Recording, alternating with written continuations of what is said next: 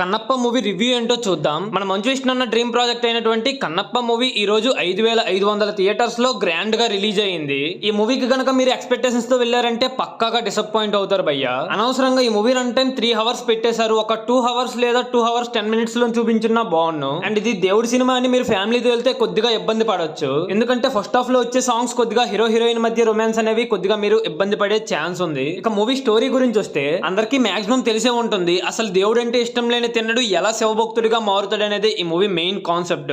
ఈ movie start అవడం అయితే మంచిగానే స్టార్ట్ అవుతుంది, కానీ అలా కొద్దిగా టైం గడిచే కొద్దీ మీకు అయితే చాలా ల్యాగ్ అనిపిస్తుంది. మెయిన్ గా ఫస్ట్ హాఫ్ లో అనవసరమైన సీన్స్ పెట్టి ల్యాగ్ చేసేసారు భయ్య.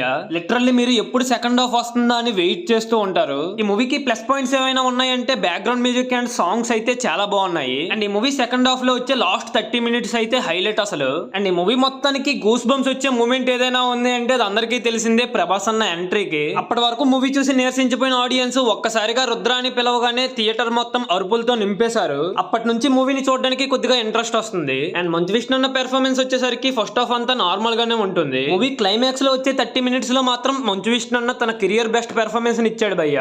ఇంకా మోహన్ బాబు గారి యాక్టింగ్ అండ్ డైలాగ్స్ అయితే చాలా బాగున్నాయి. అండ్ దాంతో పాటు మోహన్ లాల్ గారు ఇంకా శరత్ కుమార్ గారు ప్రతి ఒక్కరు కూడా వాళ్ళ క్యారెక్టర్స్ లో బాగానే చేశారు. మెయిన్ గా ప్రభాస్ అన్న ఈ మూవీలో 30 మినిట్స్ వరకు కనిపిస్తారని చెప్పారు, కానీ నాకైతే ప్రభాస్ అన్న ఎక్కడ 30 మినిట్స్ ఉన్నట్టు అయితే అనిపించలేదు. ఒక 20 మినిట్స్ వరకు ఉంటే ఉండొచ్చు అంతే.